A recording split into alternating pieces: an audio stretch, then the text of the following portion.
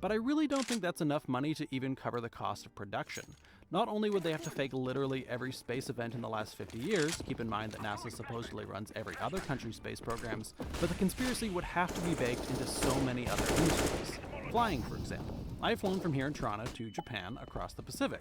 In the flat Earth model, I could still go over the Pacific, but I would have to make a huge arc. And the faster method would be to fly right past the Arctic Circle.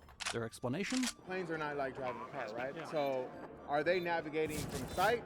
Or are they navigating from equipment? And they just run based on like GPS, which is owned by the U.S. military. They're not actually knowing if they're going east or west. Right. The only thing that's telling them that is the equipment. Right. Most planes, they're not even operated. I mean, they're sitting there having naps or, playing games because it's autopilot, right? It's running on a computerized system. In order to back up these claims, they cherry-pick the information that best suits their narrative, and they ignore, ridicule, or claim falsity of any information that doesn't support their model. With that said, the movement is all about testing for yourself. So I actually took this spirit level onto an airplane, and I propped it on the tray table to where the bubble was centered. The bubble was centered pretty much the whole time, so the plane was flying level, as if it's flying over a flat plane. It's about relying on your knowledge, not information gathered by others. Yet, there's not one person in here that is so intellectually strong that you broke the programming on your own. Oh, okay. What we're looking here is empirical evidence to help unpack some of the deception so that people can look at, wow, water doesn't stick to a stationary ball, and it certainly won't stick to a spinning ball. Many of these DIY tests involve using water as a natural level. I mean, who can't look and see that water's level? Water exposes the global lie conclusively. Placing things in water to see if they move. When we look at the water on top of the car here, it's not moving. So watch what happens.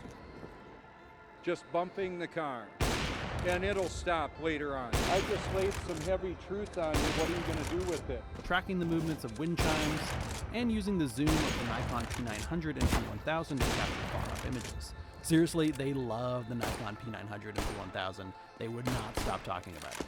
It really should be marketed as the flat Earth camera. Just get yourself like a Nikon P900 or even the Nikon P1000. Yeah, this is the P1000, this is the P900. Wow, so like the P900 P1000. I love it. How many P900 owners are here? Yeah, 3,000. Now the P1000. Wait till the P2200 comes out. Let's take a look at one of their most common arguments. You can see really far. You're getting into an idea, you see things that you shouldn't be able to see. So, dude, I got kicked out of class as a kid because I said I could see across Lake Michigan. But what they're actually seeing is an effect called Fata Morgana. It's essentially a mirage that bends light across the horizon and makes it appear like you're actually seeing far-off landmarks. But if you don't understand the physics or don't trust the credentials of those teaching you physics, I could understand not believing it. Would you say that again? But for me, there is only one piece of evidence that I need: the edge. The edge is one of those topics people bring up. It's a red herring. There is no falling off the edge because it's contained, right? But if the Earth is flat, there must be an actual edge. So why can't I go there?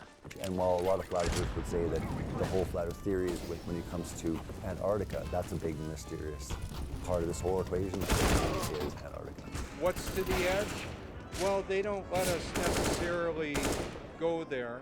Now you got the Antarctica Treaty. You got 40 countries that basically signed a deal that say that only military and science can go there. The problem with it is they have a treaty that bans anybody that is a normal person like you and myself to even go to Antarctica.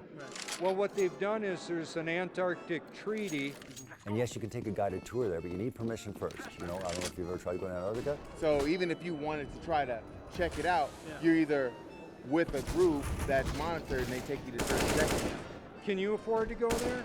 You can't just take a plane. You're going to have to get permission from the government. And once you get there, it'll allow you to take a picture of some penguins and it'll take you to a ceremonial pole. But say I do get there. Can I fall off? Well, it's the highest altitude. Well, I mean, it's 200 feet. And most places, I mean, it could be taller. I've never been there. So the idea that you wouldn't be able to fall off because it's very high. And once I'm on top of the big Game of Thrones wall, couldn't I just jump off into space? Wow, if you could get there. Well, we have planes. Planes. Planes fly at 40,000 feet. Who gets to fly those planes? That's the thing with arguing with a flat earther. There's always an explanation for their side.